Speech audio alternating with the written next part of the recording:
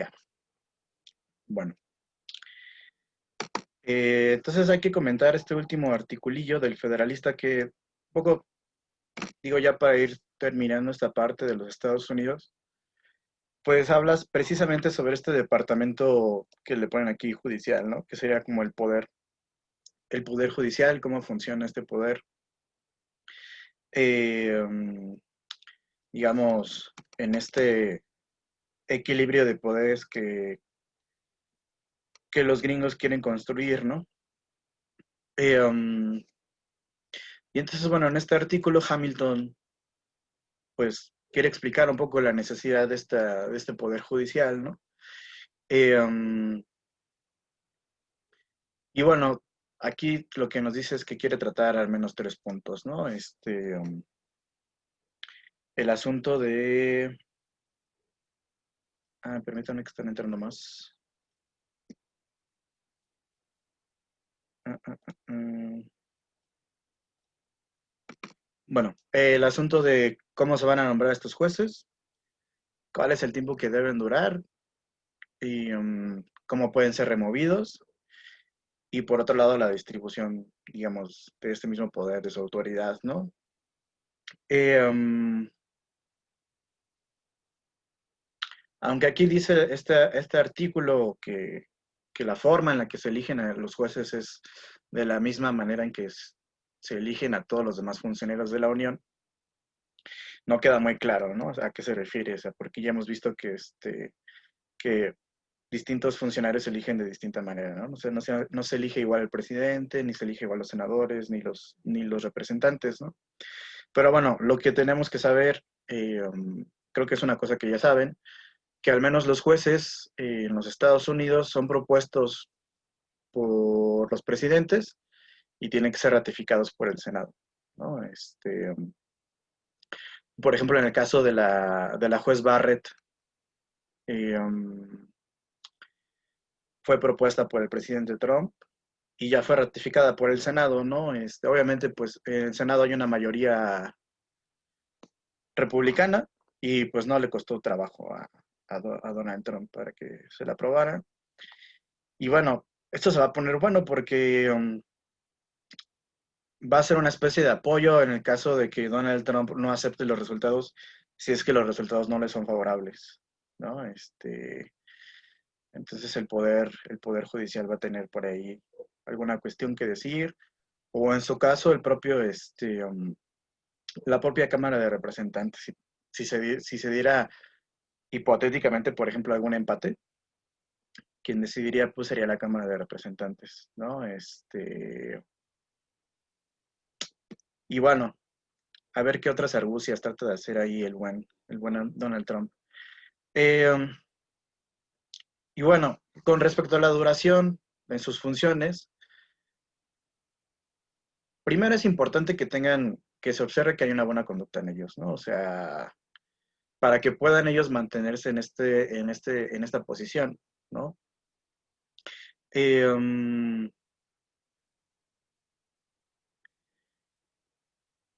y digamos, en cierto sentido es importante también que, digamos, a la hora de que sean elegidos, pues son elegidos de por vida, ¿no? Um, no pierden esta posición como jueces del Tribunal Superior, sino hasta que se mueren, como fue el caso de la anterior juez, ¿no? Que es la que ahora está sustituyendo a Barrett. Eh, la juez Ruth se llamaba, ¿no? No recuerdo ahora su apellido. Eh, Esto es importante porque al menos Alexander Hamilton dice, bueno, si nosotros estamos haciendo que se muevan y que se quiten a cada rato, eso va a debilitar la propia institución, ¿no? Y una forma en la que, digamos, puede ser un contrapeso a los demás poderes, pues es este asunto de de que duren para toda la vida, ¿no? Estos jueces. Otra cosa importante que dice respecto a esta institución es que no tiene fuerza ni voluntad, ¿no? Dice Hamilton. O sea, realmente este poder judicial no es un poder político en el sentido de que representa una voluntad política, al menos hipotéticamente, sino que simplemente lo único que va a tratar de hacer es, en ciertas cuestiones, digamos, espinosas o cuando hay que interpretar la Constitución, eh, se supone que es donde va a entrar, digamos, el Tribunal Supremo a decir qué es lo que quiso decir la Constitución, ¿no? En este tipo de controversias es cuando entra el poder judicial. Y en este sentido, pues dice Hamilton, es mucho más débil que los otros que los otros dos poderes, ¿no? Um,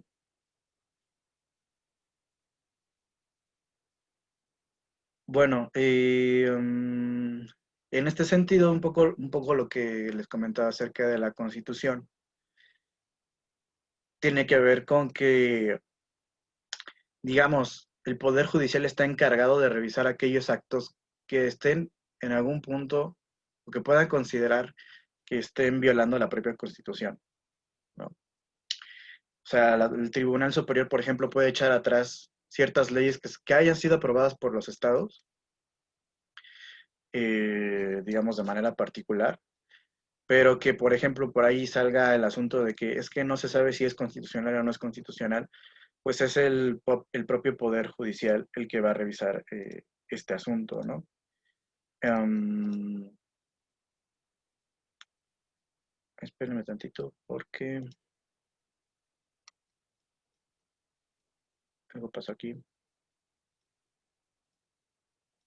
Ok.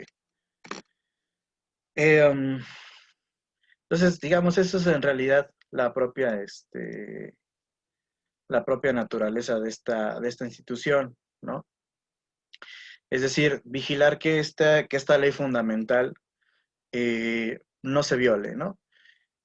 Y entonces, en este sentido, es de donde surge esta famosa cláusula que también ya comentamos anteriormente, o esta idea, o digamos, este fundamento del propio sistema estadounidense, que es que la Constitución es la ley fundamental, ¿no?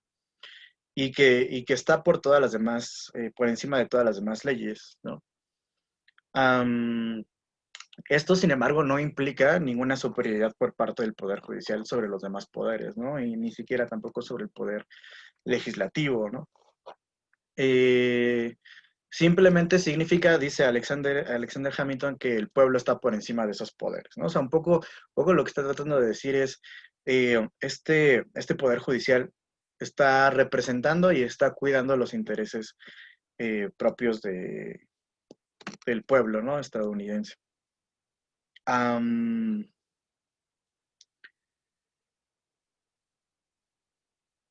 y me parece que eso sería, digamos, en general, lo que deberíamos saber, ¿no?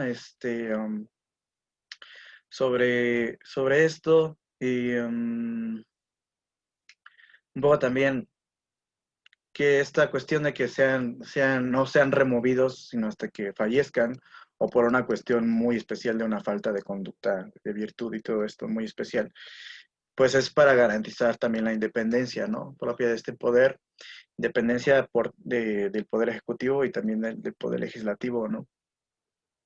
Eh, y bueno, creo que esto es en general lo más importante que habría que decir con respecto a esto. Y bueno, pasando ahora sí a la lectura que era para este día. Y, bueno, les traje algunos, antes de que empiecen a participar, quiero presumirles algunos libritos muy chidos sobre personajes políticos franceses, por si quieren meterse un poco más al rollo de la historia francesa y el sistema político. Por ejemplo, está este libro que se llama Fouché. En la edición que hicieron ya más moderna, porque este es un libro muy viejo que me encontré ahí en un puestecito, pero en la edición más moderna se llama Fouché, el genio tenebroso. Y bueno, José Fouché fue un político que creo que representa muy bien lo que dice la lectura que teníamos para hoy, ¿no? Esta idea de que ha habido una inestabilidad muy grande a lo largo de casi 150 años en Francia, ¿no? Una estabilidad política ¿Por qué digo que representa muy bien esta cuestión? Porque José Fouché es un político que surge durante la Revolución Francesa, durante la Revolución de 1789, y logra un lugar, logra una posición importante dentro de la Asamblea Nacional, y logra un puesto, le dan como una especie de poder para ir a la ciudad de Lyon, que era una ciudad rebelde en contra de la revolución, y prácticamente destruye Lyon, ¿no? Lo mandan junto con otro cuate, ahora no recuerdo su nombre, pero al final, cuando empiezan a hacer todas estas indagaciones, porque se van moviendo las cuestiones políticas, y empiezan a hacer indagaciones de qué pasó en Lyon, eh, y de toda la masacre que sucedió en Lyon por causa de Fouché, y más de Fouché que de su compañero, pues Fouché hábilmente le echa la culpa a su compañero y él sale librado, ¿no? Y no le pasa nada, ¿no? Entonces es una cosa muy interesante de Fouché como personaje político, ¿no? Porque él va a durar, a pesar de toda la inestabilidad política, eh, digamos, que vive Francia en todos estos años, él sigue, él sigue en la primera línea política, ¿no? O sea, estuvo mientras duró el famoso Comité de Salud Pública, que no tenía nada que ver con el IMSS o una cosa así, sino que era como una especie de poder ejecutivo supremo dirigido por Robespierre y sus cuates, ¿no? Que se dedicaban a perseguir a todo mundo. Y estuvo durante este gobierno del Comité de Salud Pública. Cuando cayó Robespierre, él siguió. Cuando llegó el directorio, él siguió. Cuando Napoleón se hizo nombrar cónsul, él siguió al frente de la política. Cuando Napoleón se nombró emperador, él siguió al frente. Bueno, Napoleón hizo un referéndum, un plebiscito para ver si la gente quería hacerlo emperador, ¿no? Y la gente dijo que sí. Um, Cuando cayó el imperio de Napoleón y regresó a la monarquía, él siguió al frente de la línea política. Cuando volvió a caer la monarquía y regresó a Napoleón, él siguió al frente de la línea política. Entonces, o sea, tenía una habilidad política impresionante Fouché. En medio de todo este desmadre de inestabilidad política, él permaneció, ¿no? Y bueno, si ya lo leen, que es como una especie de novela histórica, sí hay un punto en el que ya Fouché ya no puede escaparse, no puede seguir con sus rollos, y bueno, no les hago spoiler, léanlo. Am, y bueno, está este libro, también está que es muy bueno, también a mí me gusta mucho, bueno, se llama Robespierre, Virtud y Terror, y lo edita Cal, y hay una introducción de Slavoj Žižek, este, el filósofo del and so on, and so on, and so on. Entonces, es muy buena la introducción que hace Slavoj Žižek a este libro. Es un libro que contiene un montón de discursos de Robespierre que dio a lo largo de toda su vida política. Y hay unos muy buenos donde él defiende, por ejemplo, esta idea de que la virtud y el terror tienen que ir juntos, ¿no? De que en la república y en la revolución tiene que haber virtud y terror, ¿no? Bueno, es un discurso muy bueno y Slavoj Žižek defiende toda esta idea eh, de la virtud y el terror también, ¿no?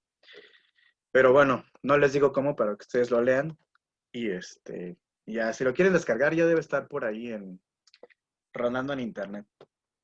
Está ese y está este otro que la verdad yo no he leído porque no me ha dado tiempo, pero me lo encontré también en un puestecito de libros en el mercadillo y se llama La Revolución Francesa y las elecciones. Y es un poco cómo ha ido, cómo las propias elecciones, a través de todos los cambios y de toda esta inestabilidad política que ha habido a lo largo de muchos años, las elecciones también se han ido transformando. No siempre ha sido la misma forma de elegir, ¿no? Um, y, por ejemplo, al principio de la democracia o de la, digamos, de esta forma de democracia que crearon al principio estos revoluciones francesas, pues era importante lo que ya vimos también en Estados Unidos, ¿no? De que tuvieran cierta lana para poder participar en las elecciones, de que tuvieran una riqueza o que poseyeran tierras o cuestiones así, ¿no? Pero bueno, esto se fue transformando con todas las idas y vaivenes de la propia, pues de la propia convulsión política que ha atravesado Francia, ¿no? A lo largo de los años. Bueno, entonces ahí están como corolario de esta sesión. Y bueno, ahora sí, empecemos o empiecen a participar. ¿Qué tal, qué les pareció la lectura? Este, ¿Qué rescatan? Etcétera, ¿no? La compañera Magali Castillo les volvió a ganar a todos y le toca. Bueno, estuvo interesante la lectura. Más allá, bueno, o sea, sí es interesante conocer los fracasos que tuvo las anteriores repúblicas, pero también es interesante ver esa comparación que trató de hacer el autor. Y dentro de esto lo que me llamó más la atención es por qué en México no se puede hablar de una cohabitación, que él mencionó en qué caso se puede dar una, y que después de las elecciones aquí en México de 1997, se empezó a hablar mucho de eso, de que había una cohabitación, y ya el argumento que él da para empezar es que pues no se podría dar esta cohabitación porque México bueno, la cohabitación tiene que ver con el hecho de que el poder ejecutivo se comparta, y bueno, México es presidencialista, entonces no se podría, desde ahí ya te dice que no. Entonces, también otra parte que me llamó la atención es cómo es que sí se pudo reforzar esta figura tanto en México como en Francia, por las prácticas políticas. Vaya, aquí en México pues se pudo también por algunas facultades, y en Francia pues con Descartes cuando pudo someter a votación universal. Ok, sí. Esta cuestión de la cohabitación creo que es esencial para entender el propio sistema político francés, ¿no? Es lo que lo hace ser sistema semipresidencial, ¿no? O semiparlamentario, ¿no? Es su característica principal, ¿no? Que ahorita vamos a un poco a comentar. Pero sí, en México, pues no habría esa especie de fenómeno político, ¿no? Que sucede allá. O sea, sí recae todo en la figura del presidente, ¿no? Como este sistema presidencialista que nosotros tenemos. Eh, bueno, la compañera Gaby Olivares, por favor.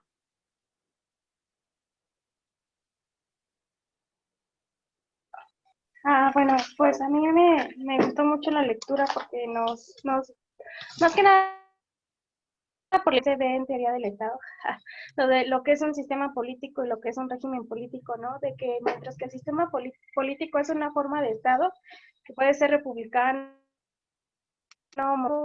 presidencial, o parlamentario, o semipresidencial, que es el caso de Francia, y también un régimen político, que es más bien un conjuntos jurídicos y que son como las formas de gobierno, y que aquí aparece si es democrático, autoritario o totalitario.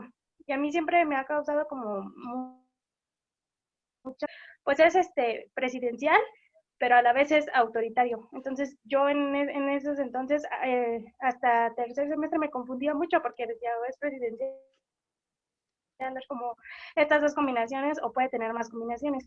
Y también me gustó la parte de que nos habla acerca de que Francia ha tenido muchas formas de gobierno. O sea, es pues gracias a la historia que le ha acontecido desde pues la implantación de sus dos repúblicas, sus dos imperios, sus dos monarquías,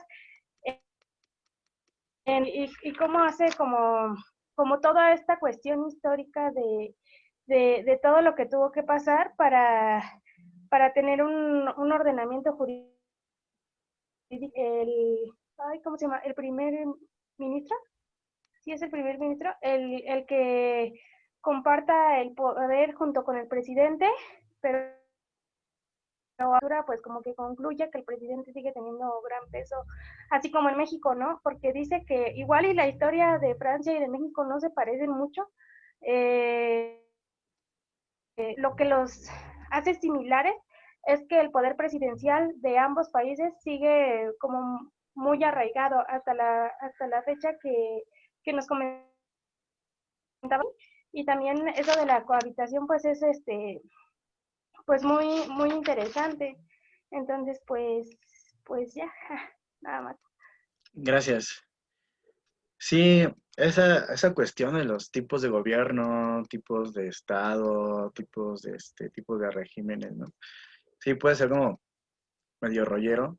Este, um, pero bueno, creo que sí, digamos, estas cuestiones que tú dices, ¿no? De, digamos, esta importancia del presidente en el sistema, en un sistema parlamentario, es lo que hace único al sistema francés, ¿no? Y que tiene que ver con su historia, ¿no? O sea, que como ya hemos visto con los demás países que hemos analizado aquí, Inglaterra y Estados Unidos, pues tiene que ver con su historia política, ¿no? Con los propios vaivenes políticos y cómo se ha desarrollado esta tensión de las diferentes fuerzas, ¿no? Que han existido.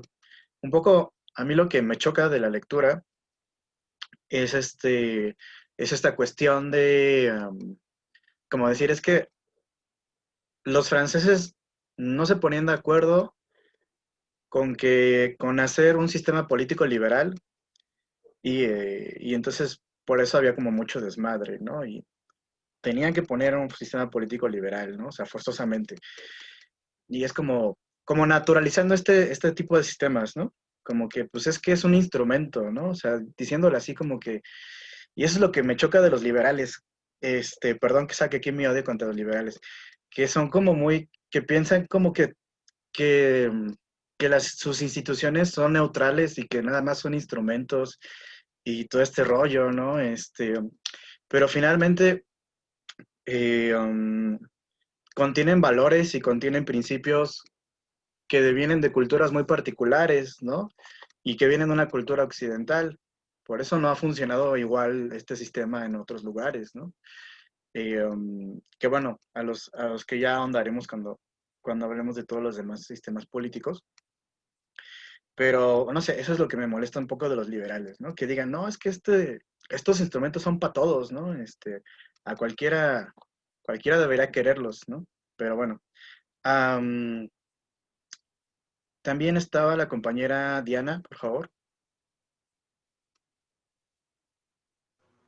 Sí, bueno, creo que el objetivo de la autora es realmente comparar ambos sistemas, Francia y México, y creo que lo que más resalta es la diferencia en la figura presidencial. O sea, y podemos ver en el texto comienzos, a pesar de ambos tener la figura del presidente, se dividía en una dicotomía bastante alejada. O sea, primero menciona que el régimen de Francia es semipresidencialista, mientras que en México es un presidencialismo, algo así, no me acuerdo el término que usó, pero es como una fundada principalmente por populismos y por discursos demasiado bonitos y pocas acciones, que, o sea, de hecho, le daban al presidente demasiado poder porque se crea el pueblo en sí, cuando ese es el lugar de la Cámara bueno, de la Unión, de hecho. Entonces, o sea, cuando llega al punto de la cohabitación, ya podemos ver que, o sea, mientras que su forma de gobierno nació de revoluciones y de un deseo latente de libertad y de equilibrio, en México llegó por caudillismos. Entonces, tan solo por el origen vamos a esperar que se vean igual. Pero también puede ser este el origen de por qué en México tenemos un gobierno tan inestable y tan inclinado a dar preferencia a presidentes Francia siempre se busca como cierto equilibrio. O sea, de hecho, algo que me impresionó mucho fue como menciona que el hecho de que los periodos de los presidentes sean más largos es buscando la estabilidad y buscando cada vez que cambia de presidente. Y bueno, acá en México le tenemos un pavor terrible a las reelecciones y a los periodos largos porque Porfirio nos dejó traumadísimos. Entonces, creo que desde ahí podemos ver comparación tan radical y también en qué se equivocaron ambos países, porque claro, ninguno es perfecto, pero cada uno tomó como una ruta con varios baches. Sí, de acuerdo, ¿no?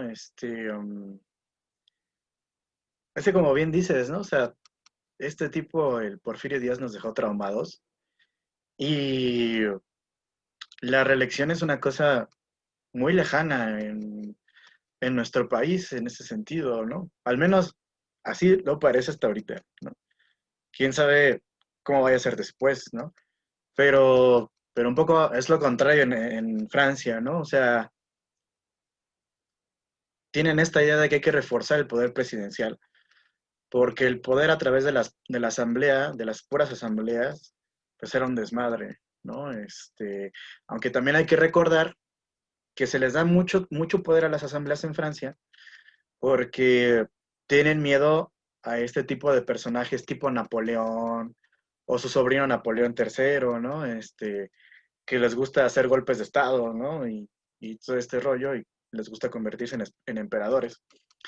Um, entonces, también, ¿no? O sea, no querían ni por un lado un presidente tan fuerte, ni querían una asamblea tan fuerte que fuera imposible gobernar, ¿no?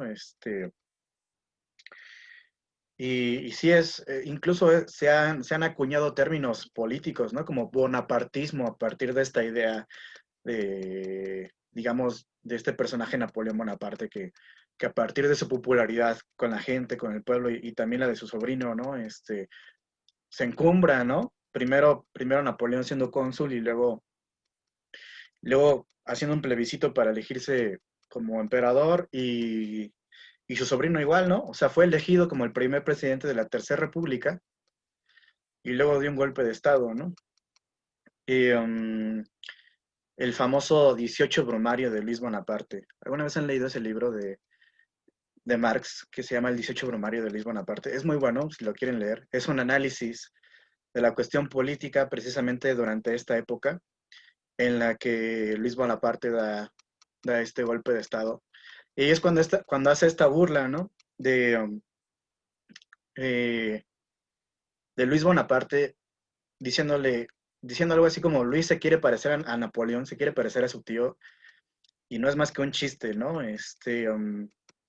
Y saca esta frase de que la historia se repite dos veces, la primera vez como tragedia y la segunda como farsa, ¿no? Hablando como de esta repetición de los golpes de Estado. Entonces, bueno, es un libro muy, muy padre. Aparte, yo creo que es un antecedente porque Marx se pregunta, como muchos nos hemos hecho ahora en este libro, por qué un tipo tan sin capacidad política como Luis Bonaparte llegó a donde llegó, ¿no? Y lo digo un poco como ahora, porque hay mucha gente que se pregunta cómo llegó Donald Trump siendo un tipo como es a la presidencia, ¿no? Entonces, bueno, se los recomiendo si lo quieren leer. Bueno, también estaba la compañera Roberta López, por favor.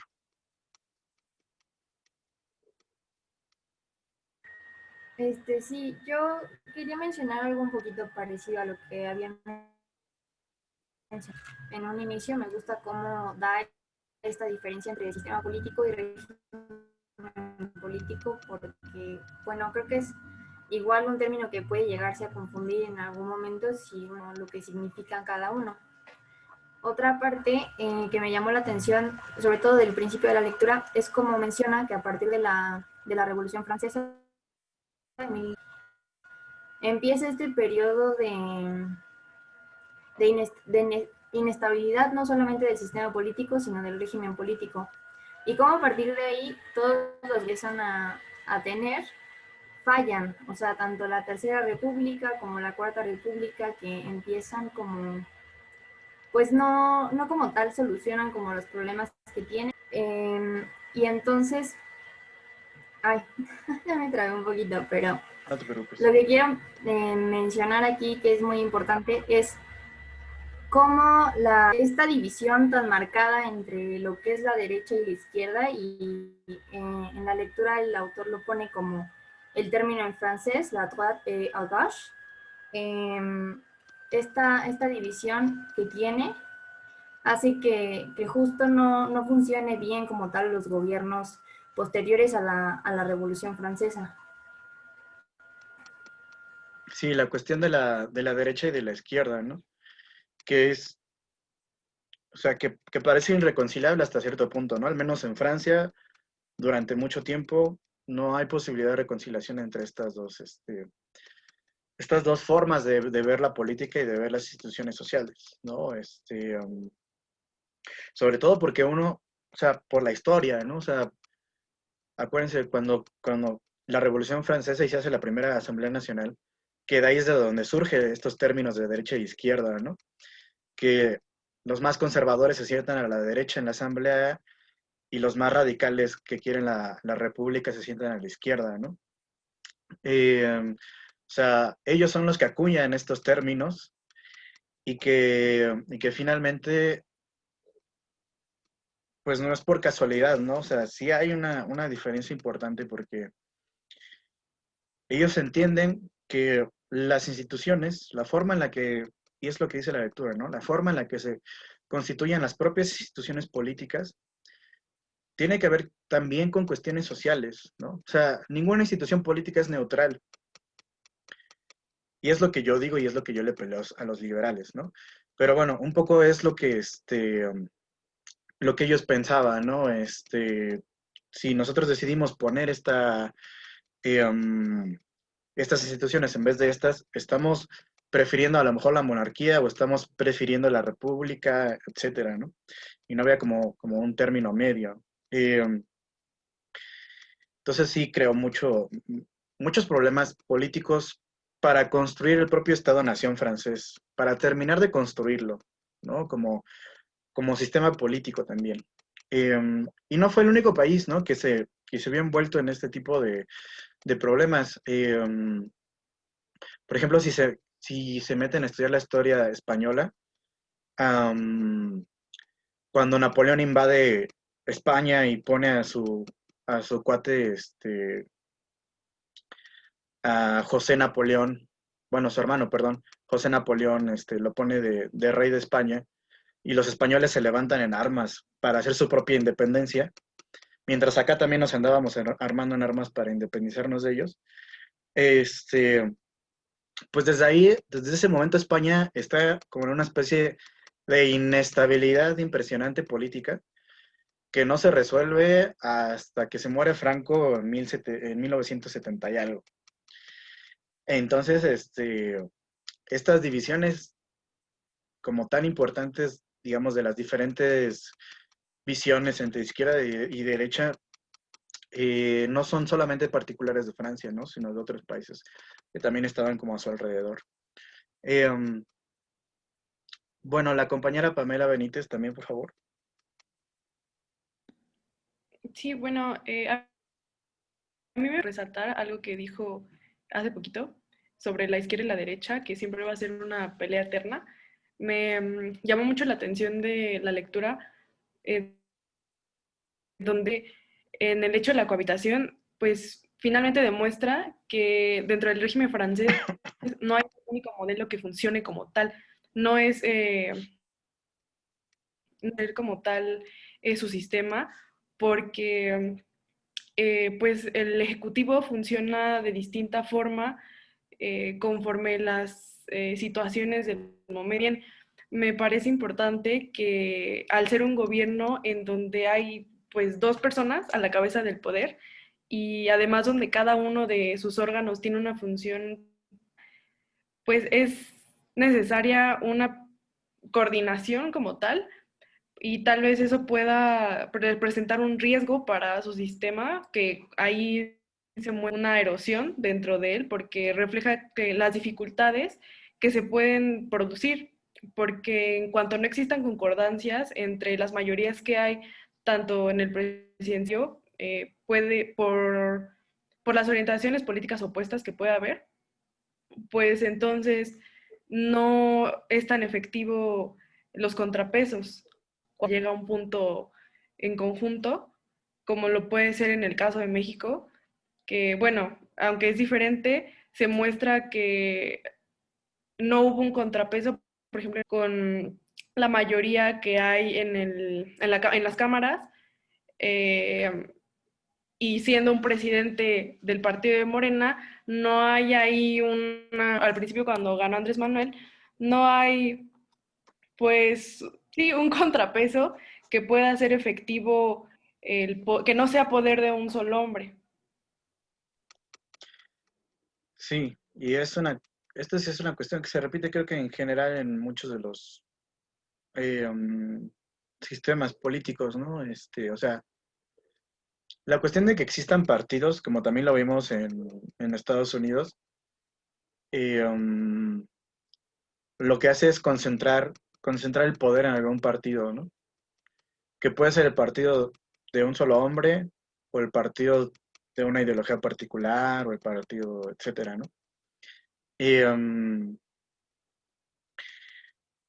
Y yo pienso mucho que esto es porque en realidad cuando se fundaron los sistemas políticos, no se pensó realmente en partidos políticos. O sea, los partidos políticos no es una cosa natural que venga simplemente con la política. Los partidos políticos son una construcción moderna. No siempre han existido partidos políticos. Y en este sentido, son una forma en la que en la actualidad y desde hace algunos años hemos decidido que nosotros podemos participar políticamente, ¿no? Aunque bueno, durante los últimos años, si lo hemos visto, sí ha habido una especie de erosión muy importante de los partidos políticos, ¿no? De su legitimidad como representantes de ciertos sectores de la población. Y esto hizo pensar en algún momento, por ejemplo, aquí en México, hizo pensar en algún momento que a lo mejor iban a surgir más candidaturas independientes y todo este rollo, ¿no? Tipo Kumamoto, ¿no? De Jalisco. Pero no pasó. En realidad eso no pasó, ¿no? Kumamoto fue una historia por ahí, una anécdota que quedará para la historia, pero no, o sea, realmente no surgieron más candidaturas independientes como la que él postulaba, ¿no? Por ahí el Bronco en Nuevo León, ¿no? Pero yo no creo que tampoco vaya a pasar de ahí, ¿no? O sea, sí parece que al menos todavía hace falta que haya una especie de aparato organizacional para poder hacer frente al tipo de elecciones que nosotros tenemos en el tipo de sistemas políticos en los que nosotros habitamos, ¿no?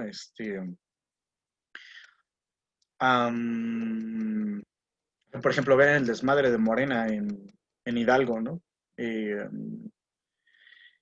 y cómo los priistas volvieron a ganar de forma, pues dice uno, chale, ¿no?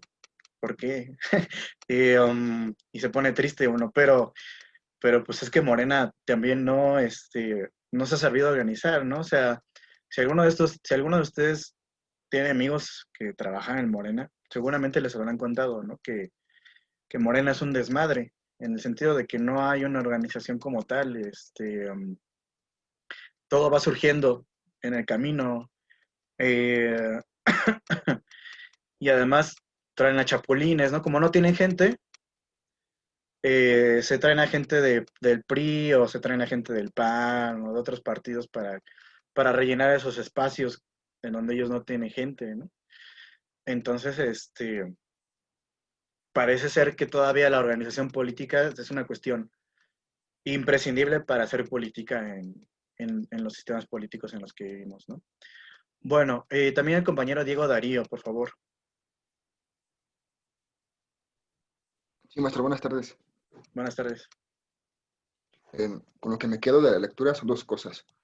La primera es el hecho de cómo en la tercera y cuarta Cuarta República, pues como que no pelaban mucho a De Gaulle, ¿se dice? O De Gauche, así De como Gaulle. sería. Perdón, De Gaulle. El caso es que ya cuando vieron el tema este con Argelia, no, pues sí, vente, no, pues chamano, porque de Gaulle tenía la idea de fortalecer al Ejecutivo y pues era lo que no querían en la tercera y en la cuarta.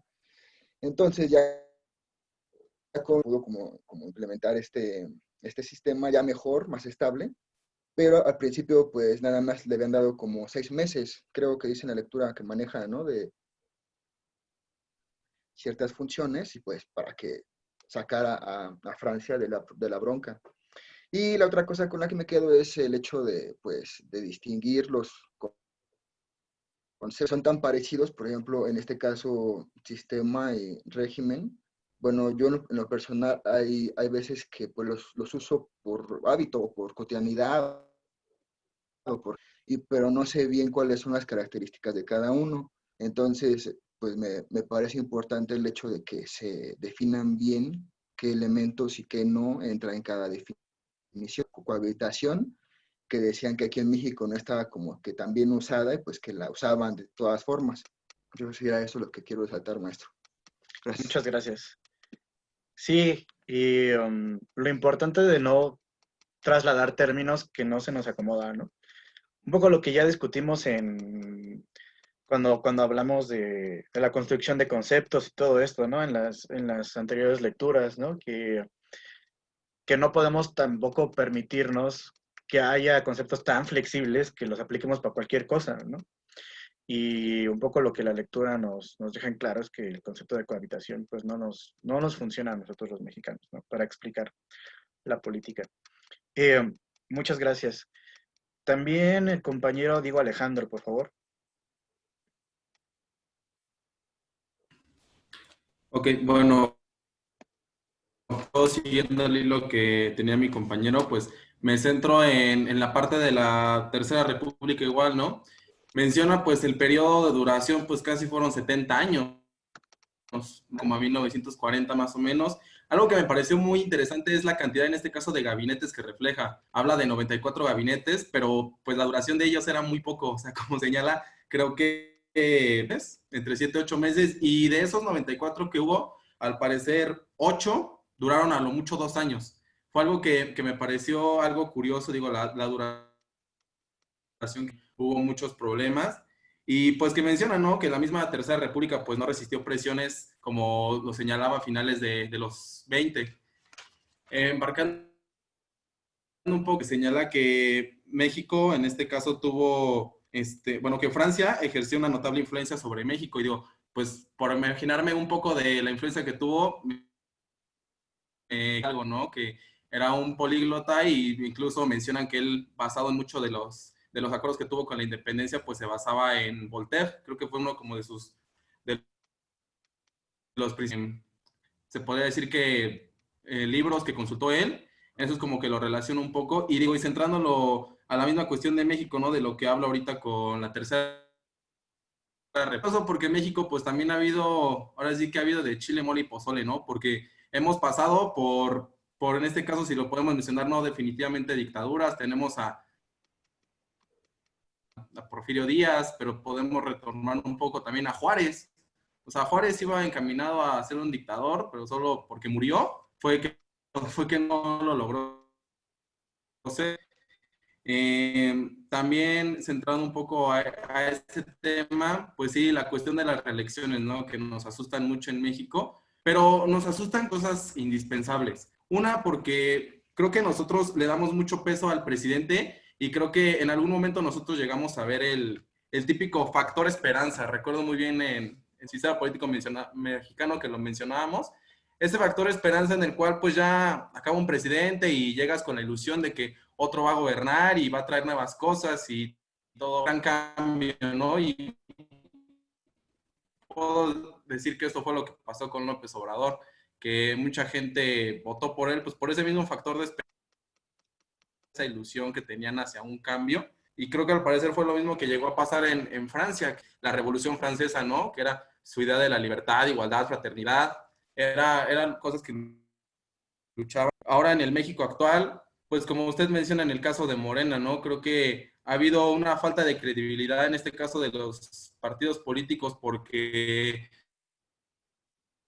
pues son chapulines, se van de un lado a otro a su conveniencia. No hay que perder de lado la postura ahorita que trae Morena con su elección de presidente, que Porfirio Muñoz reclama a Mario Moreno, a Mario Delgado, perdón, que las elecciones no fueron legales, que se tienen que volver a hacer, y es como que dices, oye, pues esa es la famosa izquierda en México, y se están peleando entre ellos, o sea, al final de cuentas siento que ese fue un problema también fundamental para que Coahuila e Hidalgo llegara a gobernar lamentablemente el PRI de nuevo, pero pues lo vimos, ¿no? O sea, en 2000 remontó Morena, en 2019 pues el PAN ahí también estuvo resurgiendo, en 2020 ahorita estamos viendo un poco el PRI, creo que pues Morena se tiene que poner quiere seguir manteniendo en este caso el poder y que la gente tome credibilidad en él, o sea, que muestre dentro de su misma institución que en este caso el régimen político, como lo mencioné, igual yo lo confundía mucho, sistema político y régimen político, pero el régimen creo que es más basado en la cuestión de las reglas, ¿no? Que hay. Tienen que especificarlo muy bien para que haya una cierta credibilidad y pues me parece de Nuevo León con el Bronco, pues fue como una muestra de hartazgo, o sea, que al final de cuentas se sentía como identificado, que tenía esa noción él de sentirse de compadrazgo y sentir norteños, y pues probablemente yo tengo una teoría que puede ser que en algún momento nosotros nos vamos a hartar de estos partidos políticos y por qué no de gente independiente en un no muy lejano futuro. Siento que puede ser algo, siento que de alguna manera, si en algún momento las instituciones políticas no cambian, que van a poner su ojo en candidatos independientes, que aunque igual la van a terminar regando, ¿verdad? Pero pues van a querer como que cambiar un poco de lo mismo. Y esa es como que mi postura. Ok, muchas gracias. Sí, yo creo que a veces políticamente estamos en un péndulo, ¿no? Que eh, esta metáfora incluso sirve para explicar el poder del sistema político francés. Ahorita lo utilizaré para eso. Pero utilizándolo en nuestro caso, digamos, este péndulo en el que de repente estamos por acá y luego estamos por acá, ¿no? De repente amamos a los partidos y luego los odiamos. De repente surgen cosas nuevas y luego esas cosas nuevas se hacen viejas otra vez, ¿no? Y todo eso pues es la vida, ¿no? Del ser humano. Que es así, que vivimos en el desmadre total y nunca vamos a llegar a esa plenitud, ¿no? Aunque en política se busca mucho eso, ¿no? O sea, la gente lo que busca cuando vota por un partido político, por un personaje, pues busca un poco esa plenitud perdida, ¿no? Pero pues como seres humanos siempre vamos a estar buscándola por todos lados, ¿no? Ya sea votando por un presidente o votando por un primer ministro o teniendo un novio o una novia o buscando el trabajo de mis sueños, etcétera. Siempre estamos tratando de encontrar esa plenitud y la neta es que no lo vamos a encontrar, al menos eso creo yo. Espero no deprimirlos con ese pensamiento. Pero bueno, eso en política también es una cuestión muy importante, ¿no? O sea, la gente busca esperanzas, como bien decías hace rato, ¿no? La cuestión de la esperanza, que surge incluso desde la época virreinal, ¿no?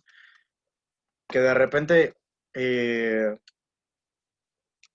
mandaban un virrey así medio manchado y el rey se daba cuenta de que la estaba cagando y lo quitaba y traían otro virrey, ¿no? Y dicen, sí, ya, llega otro virrey, seguramente este va a ser más chido, ¿no? Y así, ¿no? Vivíamos con esa esperanza de que llegara otro virrey, y luego se transformó en que llegue otro presidente, ¿no? Pero bueno, sí, sí, sí. También la compañera Joana Hernández, por favor. Sí, profe. Bueno, yo más que nada, esta lectura, bueno, si bien coincido con el autor en la parte que habla de que esta cuestión de la consumo fuerte trajo como cierta estabilidad para pues, ambos países, tanto Francia como México, pues bueno, ambos lo han manejado diferente, ¿no? A lo mejor Francia las cuestiones, pues ahí se ve estable, ¿no? Pero nosotros, pues no, o sea, si bien dejamos atrás las guerras, esta parte de la revolución y así, como que bien así acaban de decir usted y Diego, no sé, todavía como que no hallamos nuestro lugar, ¿no? Y pues yo me puse a pensar qué pasaría, o sea, si nosotros, tal cual un sistema semipresidencial, ¿no? Sería muy difícil, sin duda, complicadísimo, pero no sé, ¿no? O sea, te pones que ya probamos de todo, ¿no? Ya ha pasado de todo, y pues, o sea, eso es lo que yo pienso, ¿no? De alguna manera, igual con toda esta cuestión que está pasando de la que dices, ay, pues, ¿qué va a pasar ahora? Y pues, bueno, básicamente es eso, ¿no? Pues me hizo reflexionar acerca de si podríamos nosotros adoptar esa coincidencial aquí. Y ya. Gracias. Sí, ha habido teóricos que han discutido, ¿no? Sobre si nosotros, por ejemplo, podríamos aplicar un semipresidencialismo en nuestro país. Ahora no recuerdo exactamente el nombre de alguno, pero sí los hay. Incluso hay un libro donde se propone el gobierno de gabinete, y me parece que así se llama, creo que así es el título, de gobierno de gabinete. Un poco lo que propone es una especie igual como de mezcla entre un sistema parlamentario y un sistema presidencial, ¿no? Y lo proponen para México. Pero luego vino Giovanni Sartori, hace no muchos años, antes de que falleciera, y dijo, Nel, o sea, no hagan desmadres, no experimenten, así como están, están bien, ¿no? México debe estar así, ¿no? El buen Giovanni Sartori, que además lo premió Enrique Peña Nieto en esa última ocasión en que vino. Y bueno, quien se junte con Peña Nieto no debe ser alguien bueno. Ok. Y bueno,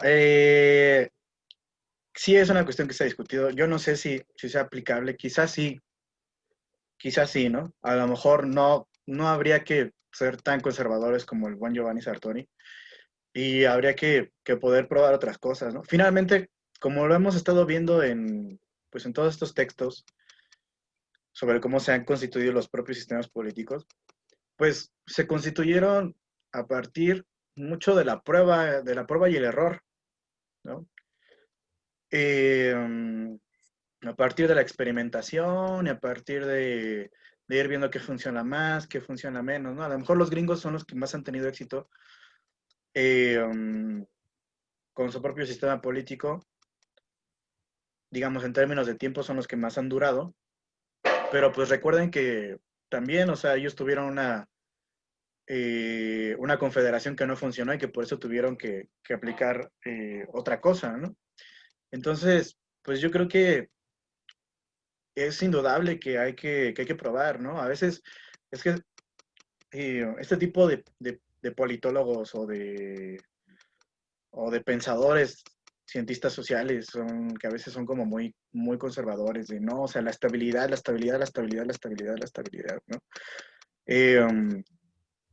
Y que en nombre de la estabilidad justifican un chingo de cosas, pues, deleznables, ¿no? Y yo no estoy tan de acuerdo con ellos, ¿no? O sea, yo entiendo que tiene que haber una cierta estabilidad, pero a veces la estabilidad sirve para legitimar cuestiones injustas, ¿no? O sea, como lo del outsourcing, ¿no? Ahora, que el presidente, ¿no? Dijo esto de que vamos a acabar con los outsourcing, ¿no? Y muchos salieron, no, es que cómo se van a perder un montón de trabajos y no sé qué, ¿no? Y las empresas ya no van a querer invertir aquí y se van a ir a otros lados, etcétera, ¿no? Y con todo y que me cae muy mal AMLO y Morena y todo eso, yo creo que esta es una idea que sí hacía falta, ¿no? Que falta ver cómo la vayan a aplicar para poder hacer una crítica mucho mejor, más concienzuda, pero pero esta idea de que en nombre de la estabilidad todos deberíamos o la mayoría de las personas en México deberían dejar de estar pidiendo derechos laborales, pues sí se me hace una jalada, ¿no? Pero bueno,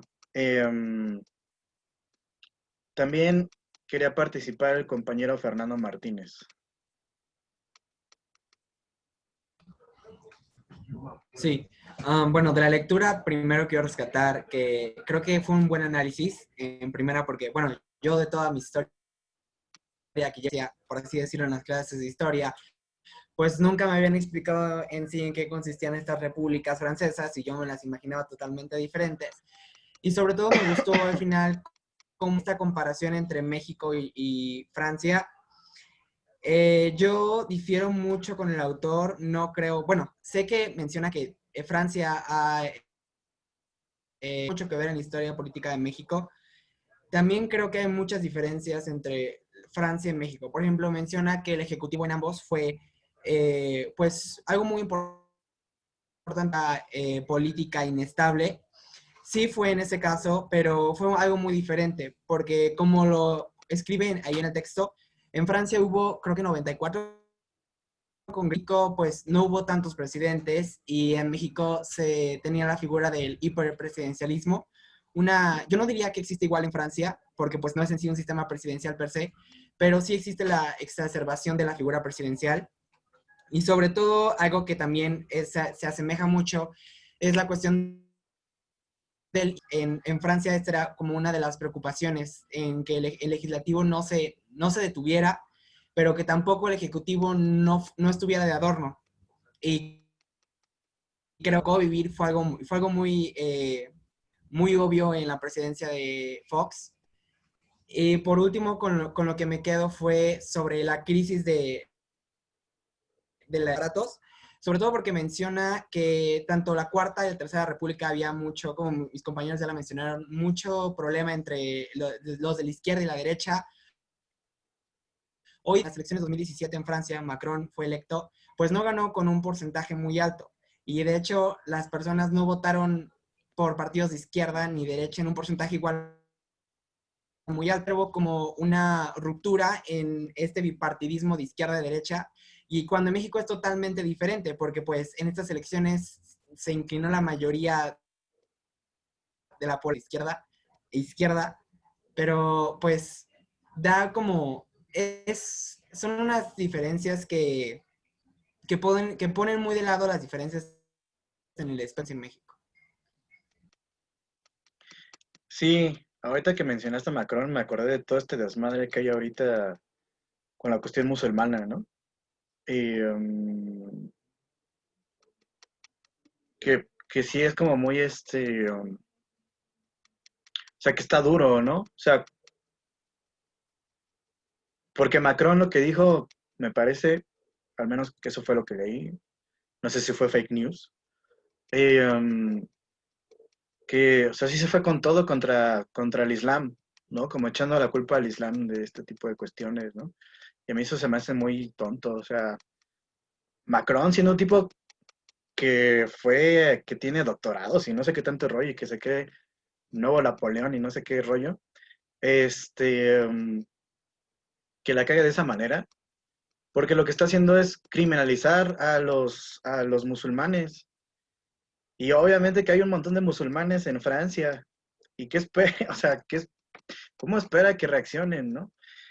Y es mucho lo que dicen, por ejemplo, en memes, ¿no? O en burlas que se hacen, ¿no? Por ejemplo, si lo hace un blanco, es que tiene un pedo mental o una cuestión así, ¿no? Pero si lo hace un musulmán, lo hace un negro, lo hace un latino, no, pues es por culpa de sus creencias y es por culpa de dónde viene, de su raza, etcétera, ¿no? Entonces, no sé, o sea, a mí se me hizo muy, muy tonto esa cosa de Macron. Y pero bueno, Macron creo que representa este no cambio en Francia, ¿no? Como continuismo, ¿no? O sea, como ni la izquierda ni la derecha, como un neoliberal, como un neoliberal más, pero guapo, ¿no? Tipo Enrique Peña Nieto, ¿no? Y además sin ser tonto. Entonces, otro plus además, ¿no? Para la figura de Emmanuel Macron. Y bueno, le impidió que llegara a la presidencia o sea, que cuando fueron las elecciones, yo recuerdo que estuvieron casi empatados los tres, ¿no? O sea, por poquito ganó en la primera vuelta Emmanuel Macron ¿cómo se llama? A Mélenchon, a Jean-Luc Mélenchon y a Marine Le Pen, ¿no? Por poquito les ganó. Entonces realmente no ganó con una mayoría aplastante. Y supongo que eso debe estar dividiendo todavía a la sociedad francesa, ¿no? Eh, bueno, la compañera Fernanda Maya también, por favor. Gracias. Bueno, yo también creo que ya es algo como que muy redundante en cuanto a lo que ya han mencionado mis compañeros, pero me parece que yo también cuestión de hacer como que querer, bueno, esta comparación creo que veo más, como lo mencioné en un principio, de la influencia que tuvo Francia en México, pues, el querer independizarse y demás. Sin embargo, hay demasiadas divergencias entre ambos sistemas políticos que, si bien similar al paso de la historia de ambas naciones, ha sido justamente esta cuestión de el reforzar al presidente, ¿no? Sin embargo, hemos estado comentando, bueno, lo han estado comentando, pues realmente es que hay que ser muy observadores, o más bien hay que ser ciegos para no darse cuenta de que en México la cuestión completamente metaconstitucional, ¿no? Y lo sigue siendo, incluso cuando se nos prometió que venía una 4T con cambios y ya no más, y basta de 70 años del PRI vino y la cagó, o sea, perdón, o sea, es como esta cuestión de querer el cambio que nunca llega, ¿no? Y es como que, bueno, yo por lo menos no sabía, o al menos nunca había visto ese dato de que en Uruguay, Chile, Cuba, me parece que Panamá, si no me equivoco, también los pultades, ¿no?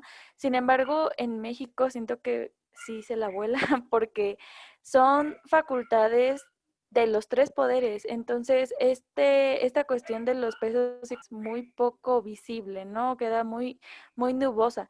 Y entonces está esta otra parte del espectro político. En Francia, por lo menos, tienen una izquierda y una derecha, ¿no? O sea, podríamos decir que mejor definida que en México, sí.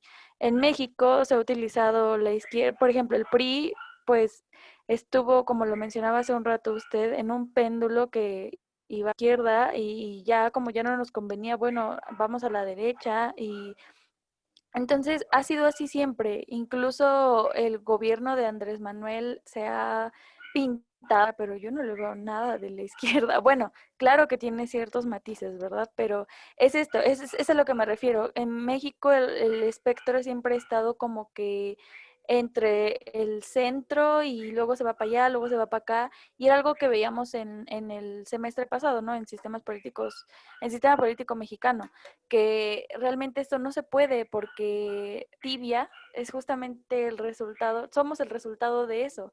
No se llega nunca a nada, no hay un cambio, y en realidad solo vivimos de esperanzas y estas siento que sí, en realidad la comparación entre México y Francia es bastante complicada. Creo que el autor se aventó una gran tarea con esto, pero sí, al principio yo considero solo esta influencia que tuvo Francia en México, pero hasta ahí. Considero que hay muchísimo, muchísimo que dista, ¿no? Y bueno, eso sería pues por mí. Sí, muchas gracias. Sí, las diferencias son importantes, ¿no? Además de que Francia, con todo y sus desmadres, eh, fue una potencia económica y política, ¿no? Y nosotros, con todo y nuestros desmadres, pues somos México, ¿no? Y bueno, eso es una diferencia que hay que notar. Igual creo que esta lectura les sirve como una especie como de ejemplo de cómo hacer este tipo de comparaciones, ¿no? Que ustedes ya tendrán que hacer en algún momento de esta clase. Y de hecho, bueno, les quiero comentar que la próxima semana ya les, les voy a dar, para decir cómo va a estar dividido los temas, ¿no? De cada sistema político que vamos a analizar. Pero bueno, para que vayan viendo qué rollo con eso, ¿no? Pero sí, o sea, la cuestión comparativa tiene sus límites, ¿no? Como ya lo veíamos con Giovanni Sartori y las otras lecturas. Y, bueno, también el compañero Samuel Blanquet, por favor. Aunque hice rápidamente, pues, a mí lo que me gustaría resaltar un poco fue respecto, pues, o sea, como al final de cuentas, viendo como estas repúblicas, me gustó mucho como, primero me gustó mucho como empezó a explicar, ¿no? Y todo esto, de cómo la guerra franco-prusiana y todo esto con Napoleón III, según recuerdo, ya da paso a la tercera y todo esto, ¿no? Y pues al final de cuentas podemos ver que ningún sistema como político, o sea, comparándolo con los demás, ninguno es perfecto, ¿no? Y todo ha sido como error y prueba, ¿no? Y lo que se trata, pues, es llegar a eso, ¿no? Bueno, y otra parte que me gustó mucho, me generó un poco de confusión también respecto a, bueno, cuando De Gaulle empieza a agregarle facultades al Ejecutivo, viendo que, pues, que este es muy pobre y todo esto, llega, o sea, ya después dije, oh, son mucha la cohabitación, ¿no? Que es como, en cierta parte, una manera de contrapeso, ¿no? Y más detallado el referéndum. Lo que no entendí bien fue que si este referéndum que es su facultad del Ejecutivo, también puede ser como en una, una como, puede ser contraproducente utilizarlo cuando es la cohabitación, según es que los electores, pues al final de cuentas no eligieron como su partido y por eso pues perdió su partido, entonces en este bicéfalo pues podría funcionar como una espada de dos filos, ¿no? A ver si propone algo, ¿no? Y Sí, bueno, creo que sería todo. esa es la idea, ¿no? De cómo lo explica la lectura, de que, o sea, si por lo general, cuando el presidente hace un referéndum, es porque también tiene mayoría legislativa, ¿no? Pero por otro lado, también, digamos, puede surgir una propuesta de referéndum desde el legislativo, y ahí es cuando el poder ejecutivo o el presidente eh, um, ya no le puede convenir tanto porque no tiene esa mayoría.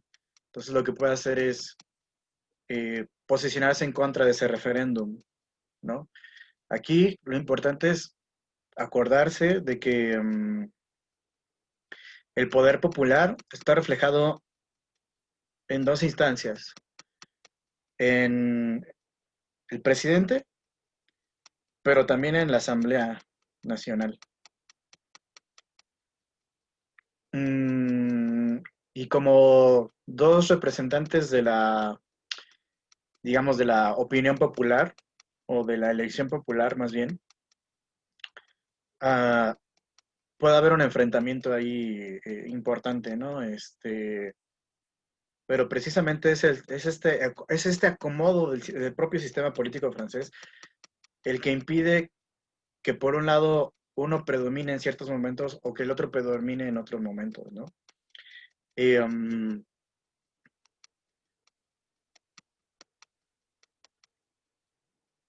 y de hecho el propio referéndum fue lo que aplicó el general Charles de Gaulle para poder cambiar esta cuestión constitucional que hacía que el presidente fuera electo por colegios electorales al estilo estadounidense, ¿no? Y que Charles de Gaulle dice, no, o sea, o sea, estás dejando otra vez sin un poder importante al presidente, ¿no? Vamos a hacer que sea el mismo pueblo el que elija directamente al presidente, ¿no? Y lo cambia a través de un referéndum. Y esto te da un poco la idea del poder que tienen los referéndums, ¿no? O sea, pueden cambiar la constitución a través de un referéndum. Y, y en este sentido depende mucho digamos, de los resultados, o sea, el poder del presidente, no del ejecutivo, porque el ejecutivo está dividido en dos, sino del presidente, depende mucho de si gana o no una mayoría en la Asamblea Nacional, ¿no? En este sentido, ahorita ya ahondaremos en esto. Aunque el poder ejecutivo es bicéfalo, digamos, por un lado está el presidente y por otro lado está el primer ministro, si en una Asamblea Nacional no tienen la mayoría, podría decirse que hay como una especie como de separación entre el poder presidencial y el del primer ministro. Pero si tiene una mayoría asamblearia, se da plenamente esta unión y esta preponderancia del presidente, ¿no? Bueno, tratemos entonces en este sentido de ahondar en la lectura. Ya dijimos varias cosas importantes, ¿no? Que la cuestión de la inestabilidad, la cuestión de que querían darle más poder al Ejecutivo, ¿no? En la Segunda y la Tercera República hubo problemas importantes que fueron los que ocasionaron su propia caída. Y bueno, después de la Segunda Guerra Mundial surge esta figura del general Charles de Gaulle, ¿no? Como una figura muy importante porque él es quien lidera la resistencia francesa frente al gobierno de Vichy, que es un gobierno títere del nazismo. Acuérdense que Hitler llega hasta París, ¿no? Hasta se toma una foto ahí, que salen muchos memes. Entonces, este de Gaulle dirige esta resistencia, ¿no? Y se hace se construye una figura importante. Y pues, en este sentido, tiene una popularidad muy fuerte entre el pueblo, ¿no?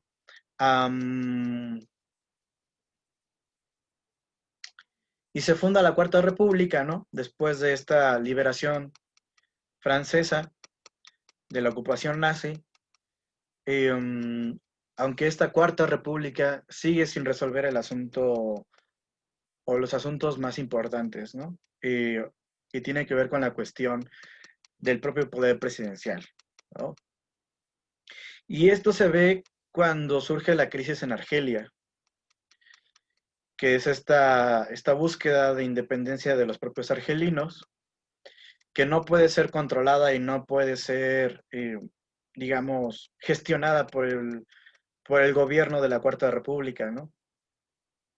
Tanto así que los militares dan un golpe de Estado en Argelia, los militares franceses dan un golpe de Estado en Argelia para controlar la situación, y a su vez amenazan a la Asamblea Nacional en Francia para que traiga al general de Gaulle y que el general de Gaulle se haga cargo, ¿no? O sea, le dicen, oye, traes al general de Gaulle o nosotros hacemos un golpe de Estado también en Francia. Y bueno, obviamente que antes de permitir un golpe de Estado, la Asamblea Francesa prefirió llamar al general de Gaulle, que fue una especie de mini dictadura, una dictadura, podríamos decirlo como soft, que fue la del general de Gaulle, ¿no? Y incluso así no ha perdido su popularidad. Si ustedes viajan a Francia, el principal aeropuerto en París es el aeropuerto Charles de Gaulle, ¿no? Entonces, aún así sigue siendo una figura muy importante para los propios franceses, ¿no?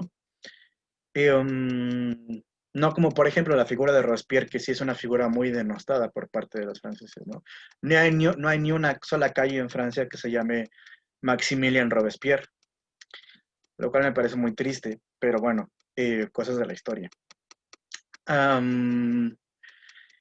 Y entonces llaman al general de Gaulle para que ponga orden, y el general de Gaulle se le dan poderes plenos, y una de las cosas que hace con estos poderes plenos, pues es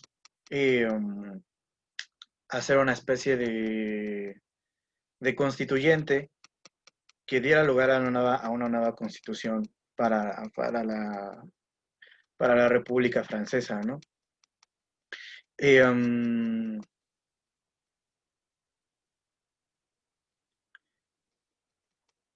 Y, digamos, a partir de estas cuestiones, es que van a hacer esta Quinta República Francesa. Un poco, digamos, va a tener 3 objetivos esta Quinta República Francesa, al menos como lo señala la lectura, ¿no? En primer lugar, reinstaurar la importancia del presidente, ¿no? O del poder ejecutivo, reforzar la autoridad del gobierno para que no ande por ahí como malabareando, y además reducir la propia hegemonía del poder parlamentario, ¿no? Porque en el Parlamento solamente se están dando en la madre los partidos políticos y no se ponen de acuerdo en nada, ¿no? Entonces, en primer lugar, un poco lo que dice la lectura, hay que justificar, o había que justificar un poco la existencia propia de la institución presidencial, ¿no? Y lo que se les ocurrió fue decir, o sea, que el presidente sea aquel que encarne la nación francesa, ¿no? O sea, que en él descanse la propia representación de Francia como tal, ¿no? Y que en ese sentido sea una especie de poder que esté sobre todos los demás poderes, una especie de árbitro que digamos, ponga freno a los demás poderes, ¿no? Cuando quieran sobrepasarse. Y en ese sentido, digamos, no es un poder de arbitraje neutral, ¿no? Sino más bien un arbitraje político como tal, que sí va a tomar partido, ¿no? Pero de acuerdo a esto, siempre a los intereses nacionales, ¿no? Otra vez, como lo vimos en Estados Unidos, se repite esta cosa de los intereses nacionales que quién sabe qué son, pero que sirven para defender ciertas cuestiones, ¿no? Institucionales. Y en este sentido, pues entonces habría que reforzar la propia presidencia de la República. Dice un poco, ¿no? Trata de explicar, o sea, qué fue lo que pasó en la Tercera República para que la presidencia haya sido víctima del poder parlamentario, ¿no? Y dice, por una parte, pues porque al presidente lo elegían las dos cámaras reunidas en un congreso, ¿no? Y eso obviamente lo hacía depender del propio poder, del propio poder legislativo. Y por otro lado, también que el presidente tenía la obligación de hacer una referendata, es decir, digamos, de tener la aprobación de sus ministros para poder llevar a cabo una política en particular, ¿no? El problema que los ministros eran responsables frente a la Asamblea Nacional. Entonces esto obviamente reforzaba el poder del legislativo. Entonces, bueno, lo que hizo la Quinta República fue establecer que el presidente sería elegido mediante un colegio electoral, que después ya veremos que va a cambiar Charles de Gaulle a través de un referéndum, que ya mencioné un poco.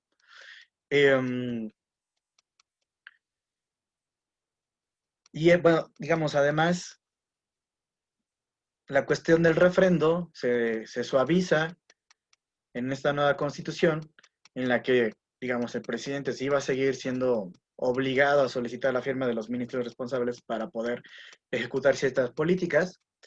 En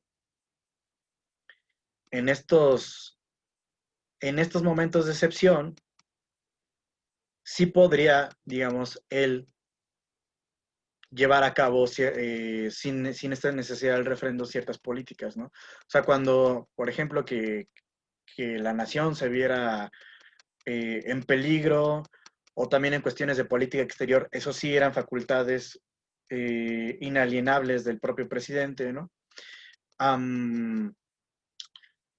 Digamos, en estas cuestiones de excepción o en estas cuestiones de relaciones exteriores, el presidente no necesitaría del refrendo de los demás ministros, ¿no?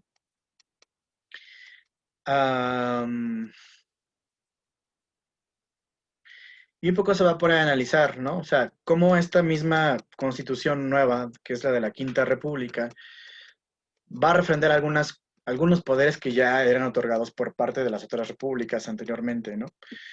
O por parte de las otras constituciones. Y dice que había dos tipos de prerrogativas, ¿no? Digamos, aquellas que eran tradicionales, que como ya les digo, eran las que ya les concedía el presidente de la Tercera y Cuarta República, y las nuevas, ¿no? Y dice, dentro de las primeras, pues estaba el artículo 8, que lo que hace es facultar al presidente para nombrar al primer ministro. Y esto es una cuestión importante, ¿no? Porque una de las cosas que va a hacer Charles de Gaulle cuando se convierte en el primer presidente de la Quinta República es nombrar a su compadre Debré, ¿no? Así como Porfirio Díaz nombró a su compadre su sucesor en algún momento, Charles de Gaulle trae a su cuate para nombrarlo primer ministro. Y esta va a ser una de las cuestiones que van a causar que este sistema se convierta en un sistema semiparlamentario, ¿no?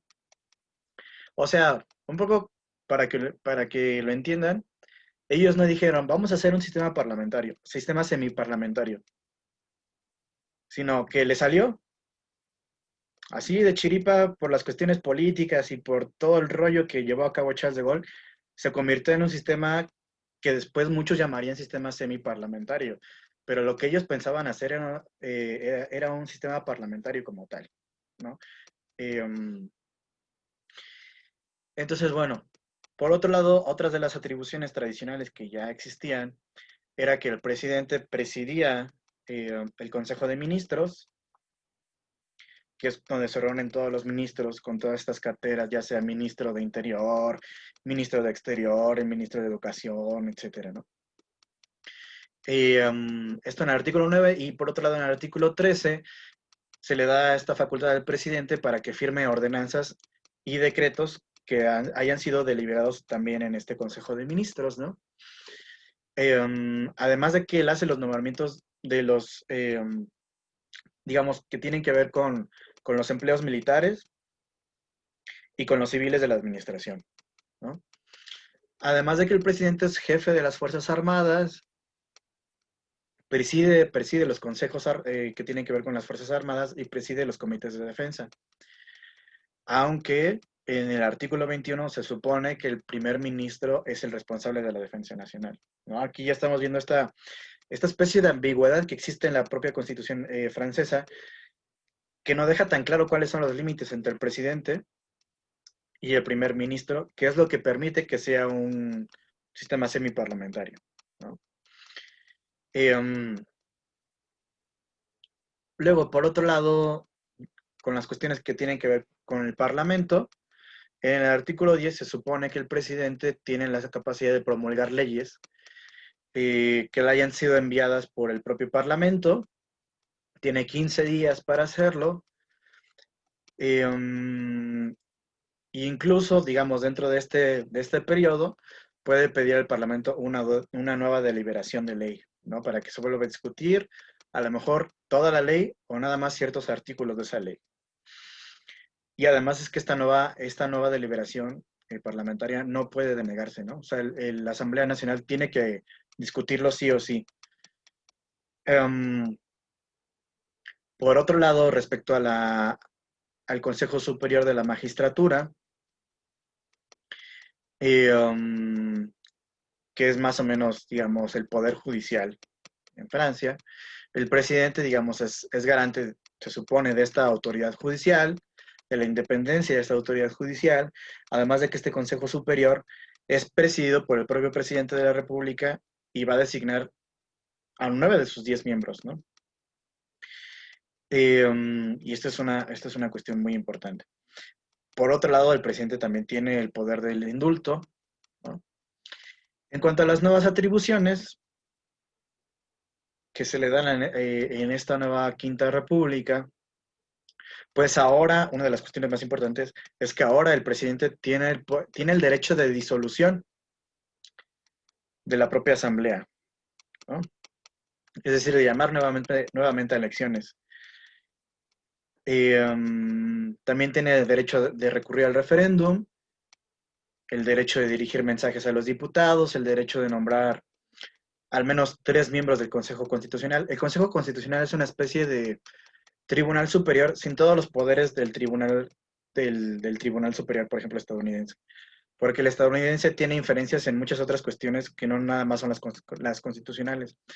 Pero este Consejo Constitucional sí solamente tiene que ver con cuestiones constitucionales, ¿no?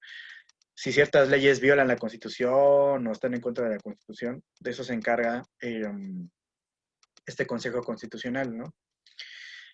También tiene el derecho, por ejemplo, esta es una cuestión muy importante, de gozar de poderes excepcionales, incluso dice la lectura casi dictatoriales, en el caso de que las instituciones, el territorio o la independencia de la nación se hallen en peligro, ¿no? Amenazadas.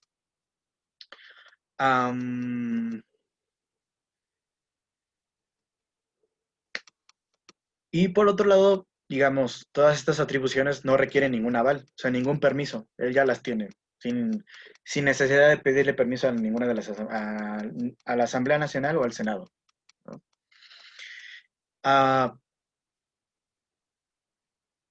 Entonces, digamos que la Quinta República se había diseñado en estas cuestiones para reforzar el propio gobierno, Pero en particular, digamos, además de todo esto que ya dijimos de cómo refuerza el poder del presidente, también había hecho, digamos, de dos formas el reforzamiento del propio gobierno, ¿no?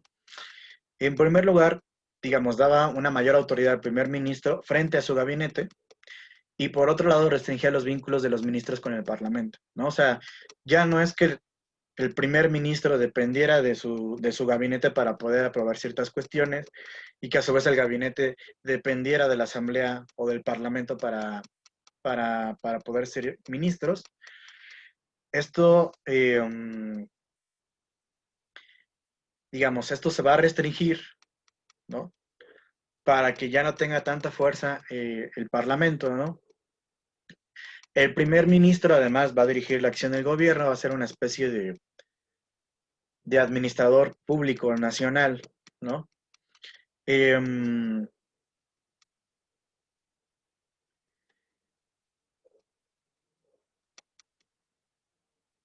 Y, digamos, en esta parte de la lectura, donde habla de la Quinta República como un golpe de Estado permanente, me parece muy interesante el título, ¿no? Un poco lo que está sucediendo todo el tiempo, al menos es lo que diría la lectura, es un golpe de Estado permanente, ¿no?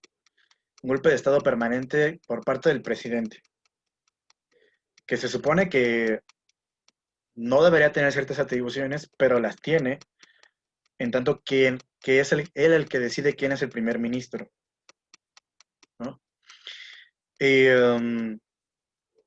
Solamente esto se da en el caso de que tenga una asamblea mayoritaria de su parte, ¿no?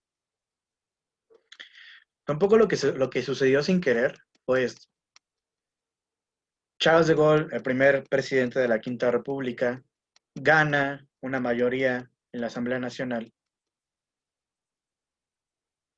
Y al tener una mayoría en la Asamblea Nacional, él puede decidir dentro del partido, de su propio partido, que es el que gana, a quién se elige como primer ministro. Es como una especie de rodeo que da para elegir al primer ministro, ¿no? Por eso, cuando el presidente no gana la mayoría en la Asamblea Nacional, no puede hacer este nombramiento, porque no es una facultad que él directamente tenga, sino que es una facultad, digamos, indirecta que se da siempre y cuando él tenga una mayoría de su partido en el Parlamento, ¿no? Entonces, si se dan cuenta, son ciertas prerrogativas, como decía hace rato la compañera Fernanda Maya, que, digamos, podríamos denominar, como en el caso mexicano, metaconstitucionales, ¿no? Que no están escritas como tal, pero que sabemos que el presidente tiene, ¿no? Por ser precisamente el presidente. Y entonces lo que hace De Gaulle cuando toma posesión de la presidencia en esta Quinta República en 1958, pues es empezar a utilizar estas prerrogativas que tiene, que le da la propia Constitución, para extender su propio poder presidencial, ¿no? Lo que hace es nombrar a Debré como primer ministro en 1959. Y aunque se supone que el primer ministro es quien decide quiénes son los demás miembros del gabinete, al ser Debré nombrado por Charles de Gaulle, pues es de Gaulle quien decide quiénes son los ministros, en realidad, quiénes son los miembros del gabinete. Otra vez, no como una prerrogativa directa del presidente, sino como una prerrogativa indirecta por ser él quien decidió quién fuera el primer ministro, ¿no?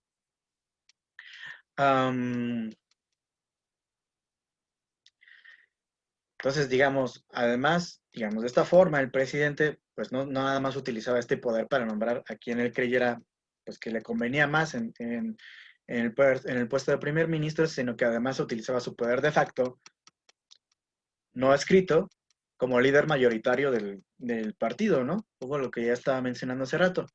Entonces, De Gaulle empieza a hacer uso efectivo de esta facultad para presidir las reuniones del Consejo de Ministros, que además le permitían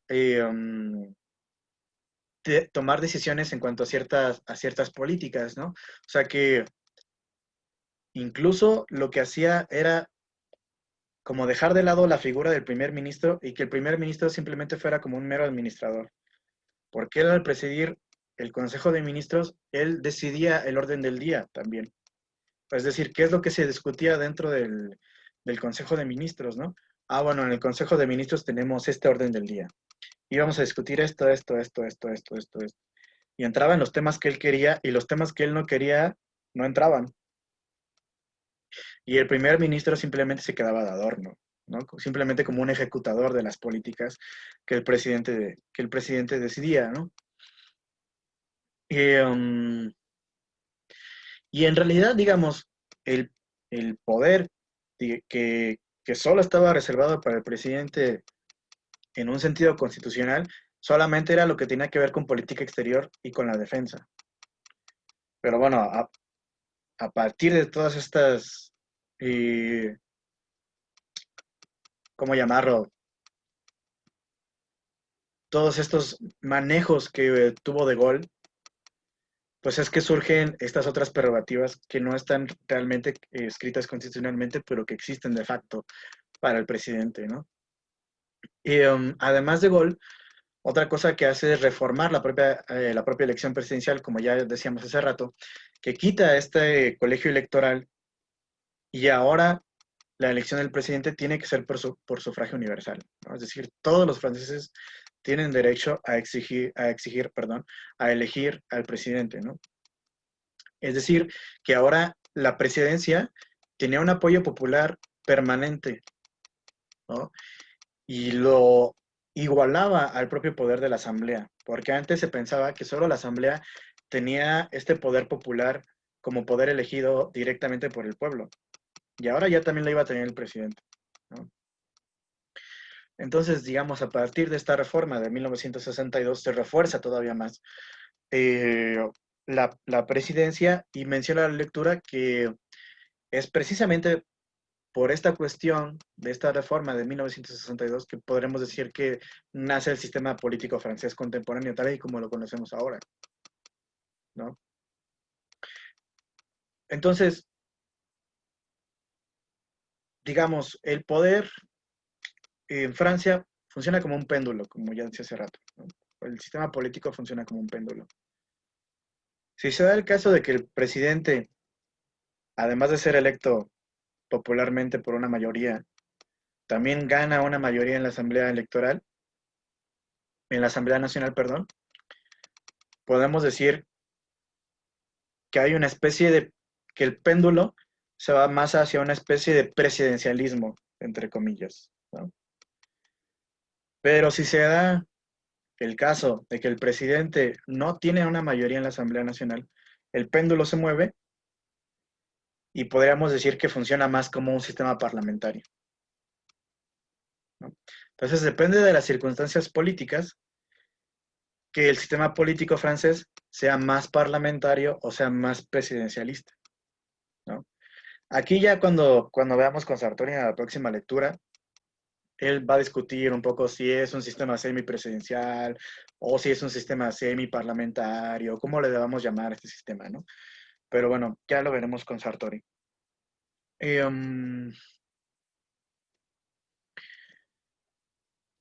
Y bueno, esta cuestión surge entonces, esta cuestión de la cohabitación, ¿no? Que un poco la lectura dice, ¿no? Que proviene de una palabra francesa, ¿no?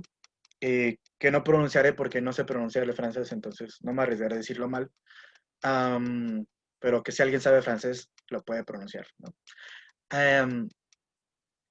Y digamos, en términos políticos, se va a referir a digamos, al hecho de tener un presidente y un primer ministro de diferentes partidos, ¿no? O sea, la cohabitación sería cuando el presidente no tiene una mayoría en la Asamblea Nacional y entonces esa Asamblea Nacional elige a un primer ministro diferente, de diferente partido del que pertenece el presidente, ¿no? A esto llamaríamos la cohabitación. Y tiene que ver precisamente con esta reforma que ya mencionaba, que lleva a cabo Charles de Gaulle para darle, digamos, más poder al presidente a través de esta elección popular, ¿no? Sin embargo, es importante aclarar que esta reforma constitucional no elimina las facultades del Parlamento ni del primer ministro. Y es por eso que puede existir esta cohabitación. Si se hubieran eliminado constitucionalmente estas facultades del Parlamento y del primer ministro, entonces estaríamos hablando de que sería un sistema presidencial. Pero como no se hizo, como fue una especie de parche que se le ocurrió de repente, pues entonces sigue funcionando como este péndulo, ¿no? Que va de un lado para otro, dependiendo de la circunstancia. Y esto se da primero por lo que ya comentamos, ¿no? Que hay una ambigüedad en el texto constitucional que no deja claras realmente cuáles son las facultades del presidente y cuáles son las de otras instituciones.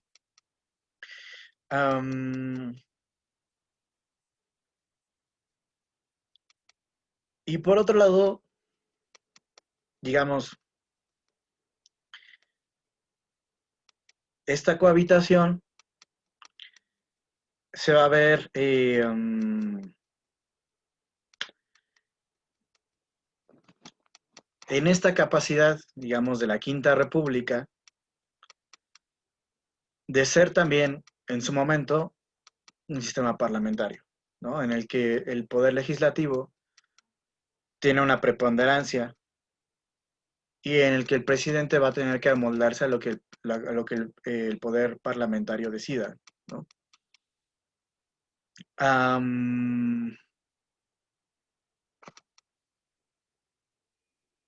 Entonces, lo que podríamos decir que esta cohabitación, digamos, tiene su origen o se origina en ciertos momentos históricos cuando el presidente no tiene una mayoría o no gana electoralmente en la Asamblea Nacional, ¿no? No sé si se queda claro esta cuestión del péndulo, o sea, de cómo funciona, cómo de repente puede ir más hacia un presidencialismo, cómo de repente puede ir más hacia un parlamentarismo, ¿no? Dependiendo de cuáles sean los resultados electorales, ¿no?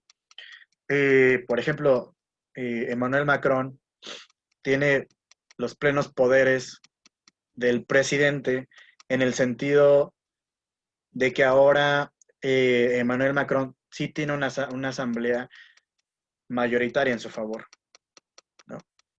Y tiene muchas más capacidades, que si no hubiera tenido esa mayoría en la asamblea, ¿no? Porque si no sería el primer ministro quien sería más importante que Emmanuel Macron, ¿no? Por ejemplo, a ver, ¿alguien de ustedes sabe quién es el primer ministro de Francia?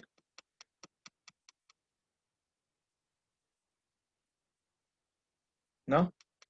Porque carece de importancia ahora, porque todo lo decide Emmanuel Macron. Si Emmanuel Macron no Es tuviera... Jean Casté, algo así se pronuncia, ¿no?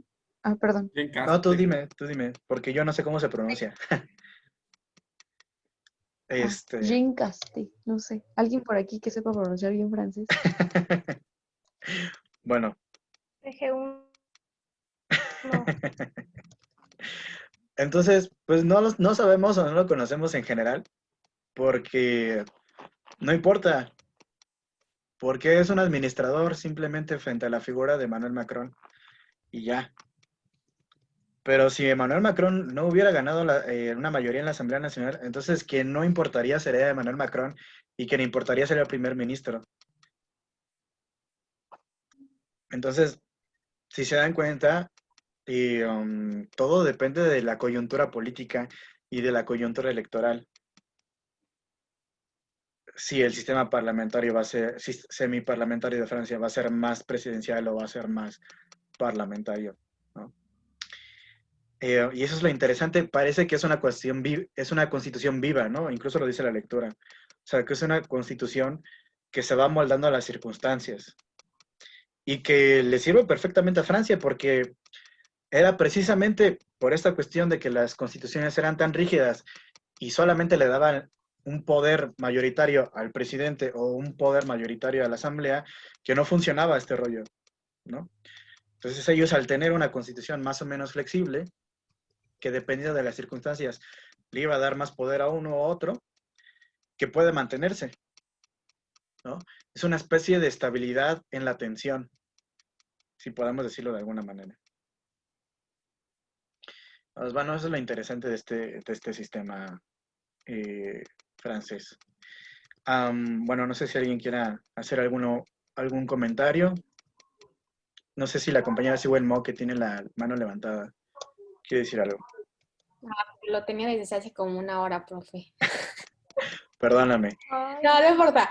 Pero ya todo lo que dijeron. Y quiero sobre que el autor mencionaba sobre la monarquización del presidencialismo que usted estaba comentando, ¿no?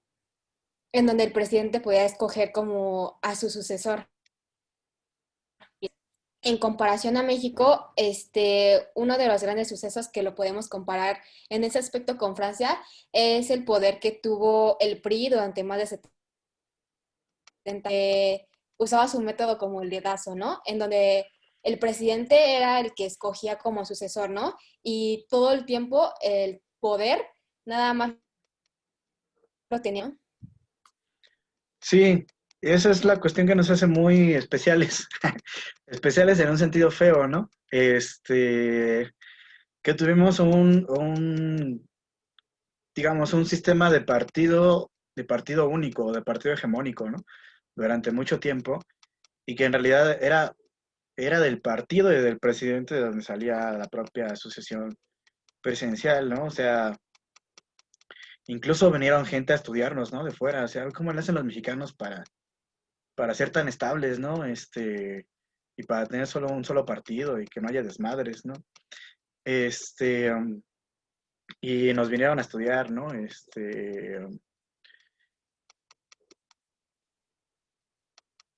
Y en ese sentido sí tenemos esa característica muy especial, que en Francia pues no sucedió porque en Francia sí había estas distintas facciones, ¿no? Y estos distintos partidos, la izquierda y la derecha, peleándose todo el tiempo, ¿no? Por tratar de fundar o de establecer instituciones que les parecieran mejor a ellos, ¿no? Y es una lucha que en Francia es histórica, ¿no? O sea, no nada más hubo imperios y monarquías y repúblicas, también hubo una comuna, ¿no? La famosa Comuna de París, que duró 3 meses y que fue aplastada por el ejército, ¿no? Que fue el primer intento de construir una especie de sociedad comunista, ¿no? Pero que al final pues fue aplastada por los propios prusianos que le habían dado en la madre a los franceses, y después de darle en la madre a los franceses, los prusianos vieron la cuestión de la Comuna de París y dijeron, no, ¿saben qué? Los vamos a liberar, pero vayan a darle en la madre a la Comuna de París porque pues esta cuestión no nos late, ¿no? Entonces sí ha habido una inestabilidad muy importante en Francia, que finalmente parece haberse resolvido a través de esta cuestión de la Quinta República, de que funcione como un péndulo, ¿no? No podemos vivir rígidamente, no podemos tener un sistema político que sea tan rígido, pues lo que vamos a hacer es que funcione amoldándose a las circunstancias, ¿no? Amoldándose a la situación coyuntural, histórica que se vaya presentando, ¿no? No sé si alguien más quiere hacer alguna otra participación. Ya me oscurecí todo, no tengo luz aquí. Bueno, ¿alguien más quiere decir algo? ¿Quiere participar? ¿No? Bueno. Entonces aquí dejamos la cuestión francesa. Ahora sí, según yo en el programa, sigue la lectura de Sartori. Y otra vez encontrarnos con el cuadrado Sartori, pero bueno, hay que leerlo para criticarlo.